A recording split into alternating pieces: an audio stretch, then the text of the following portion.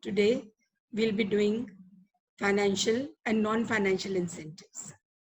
Financial and non-financial incentives. We will begin with the financial incentives. Financial incentives are those incentives which are in direct monetary form or measurable in monetary terms and serve to motivate people for better performance. So as the name suggests, financial incentives are in terms of money. So when you get to earn various incentives in money, then these incentives are called financial incentives. Now, the types of financial incentives are, first one is pay and allowance. So every employee works for money. For every employee, salary is the main monetary incentive. If the salary is not paid properly or inadequate salary, then in that case, people may not be interested in working. And salary has got various parts. It includes basic pay, DA, and other allowances. Not only does a person need basic salary or bare minimum salary, but they also want increment every year and increase in allowance from time to time. If this takes place, then this acts as a very big financial incentive. Then the second financial incentive is productivity linked wage incentive, where the workers are paid according to the productivity and a target is set for them. Let us say a worker is supposed to make 10 units and this worker makes 12 units. So as to motivate him to make more than the target, if he's paid extra for those 2 units, then this is called productivity linked wage incentive. Payment of wages are sometimes linked to increase in productivity at individual or group level. The third incentive is bonus. Bonus is an incentive given over and above the salary. Bonus motivates an employee to work extra. Bonus is normally given around festival time so as to motivate the employees. Then comes profit sharing. Many organizations, they share a part of the profit with the employees. So certain amount of profit is called normal profit, which every organization expects. Any profit that is over and above the normal profit is shared with the employees. So a part of it is shared with the employees. For example, a company is expecting a profit of 5 crores. Suppose they have a profit of 7 crores. Then that extra profit of 2 crores that they've earned because of the efforts of the employees, they share a part of that extra profit with the employees. This is called profit sharing. So when the employees know that because they're working very hard, the company is earning extra money and they are going to get a part of that, then the employees are motivated to put in extra time. So some business organizations provide a share to the employees in the profits of the organization. This helps to motivate the employees to better their performance and thereby increasing profits. Now, apart from these incentives, there's also co-partnership or stock option. Some companies, they offer shares to the employees at a price that is much lesser than the market price.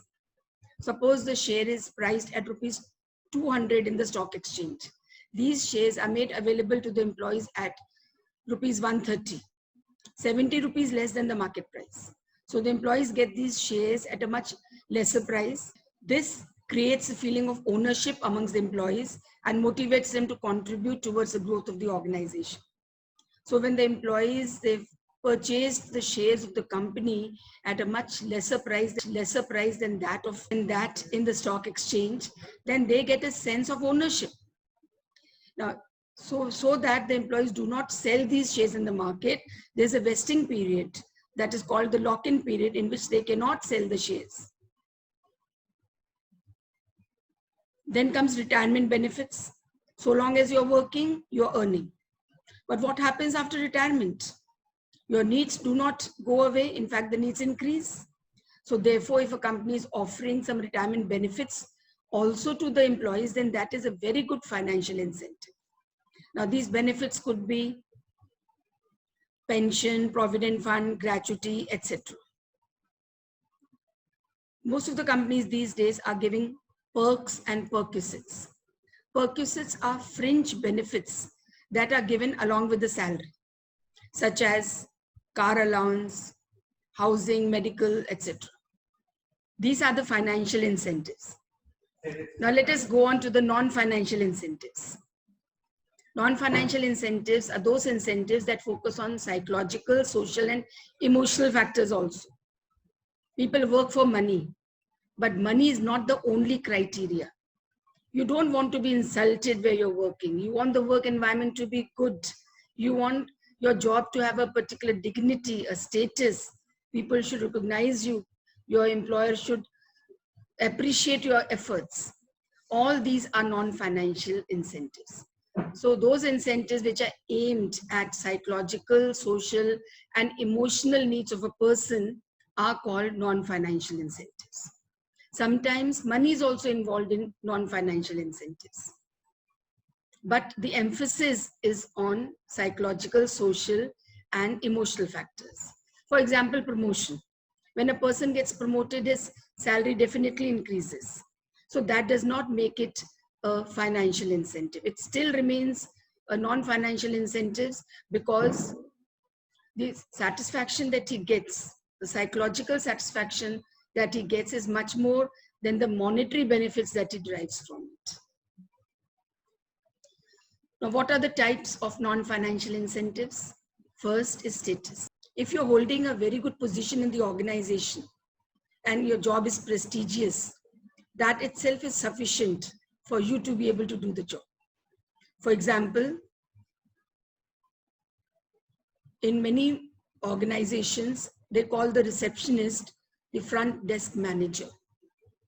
A person working in Saudi Arabian countries cleaning the floor may be called the floor manager, just to make his job more attractive. So giving designation without any increase in financial matters gives status to the job. So psychological, social, and esteem needs are satisfied when by status given to the job. Then comes organizational climate. Organizational climate means individual autonomy, reward orientation, consideration to employees, etc. Suppose your boss is always finding faults with you. You will not be happy. You've just completed the entire work and now he's telling you to do it again because he's not satisfied with it. This means the organizational climate is not good. So if you're not getting to do anything by yourself, every time your boss is interfering in what you're doing, there's no reward for you, and there's no consideration for the employees. Like, for example, you want leave, but you're not getting it. So this is lack of non-financial incentive, organizational climate. If the organizational climate is conducive, people tend to stay in that organization and help the organization develop. The third non-financial incentive is career advancement opportunity. Everybody wants to rise in life. If anybody joins as a clerk, he wants to retire as a head clerk, if not an officer. So providing this opportunity through appropriate skill development programs, sound promotion policies, etc., help in encouraging employees towards better performance. So everybody wants to rise. So how will that be possible? It can be possible only when proper skill development programs, sound promotion policies are there. There's no bias when promotion is being given. That leads to employees performing better. Then comes job enrichment. If you're doing the same job from 9 to 5 every single day, you have a desk job, then after some time it starts becoming boring. But if there's a variety of job content, high level of knowledge and skill, then that helps in personal growth and the work becomes meaningful. So if new things can be added to the job can be made a little more interesting and attractive, then that acts as a motivation.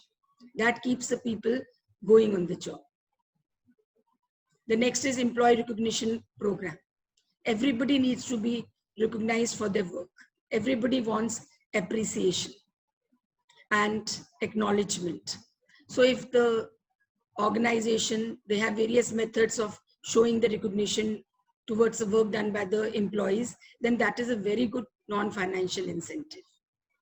For example, congratulating the employees, displaying on the notice board the achievement, installing awards, distributing mementos, and rewarding them by giving valuable suggestions.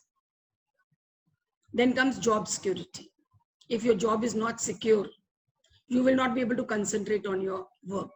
You may feel that you may be fired anytime. Those companies which have the hire and fire policy, they don't have employees for a very long time. So as a result, if you have the sword of your job being taken away any time, then you will not be able to concentrate. So job security or the job being permanent is a very good reason why people take up jobs. And this is the non-financial incentives. So all employees want their jobs to be secure so that they don't have to worry on account and can concentrate on their work with greater zeal. So once they're sure that this job is not going anywhere, they can work on how to make things better. Employee participation. Making the employee participate in decision making, especially in those areas which are related to them, goes a long way in motivating the employees. For example, if you have a canteen committee, then let the trade union members, the workers decide as to what is going to be the menu on different days. It is not that big a decision that they cannot take. So involving employees in decision making in issues related to them is a big motivational factors. Then comes employee empowerment. Giving more autonomy and power to the subordinates make them feel that the job is important, and this encourages them to better their performance. Once a worker was working in an automobile industry, he was painting the doors and he was doing a lackluster job. He was not interested, he was just doing the work automatically and his performance was quite low. So the manager took him out and he took him to a busy cross section and he showed him the cars that the company was making. So when the car would approach them, he told them, see, this is the car that is produced by a company, and the door that where the driver is sitting, that door has been painted by you. So every time he saw a car of their company, he would tell whoever would be willing to listen that, see, look at that car going, that is our company car, and that door that is there next to the driver, that has been painted by me. Painting a door in an automobile is a very small job, but for him it was a very important job. That was all that he knew and all that he was doing. Therefore, giving him a sense of importance is employee empowerment. Giving them some power, giving them the sense of importance regarding their job is a very important non-financial incentive. Thank you, children. Thank you for watching.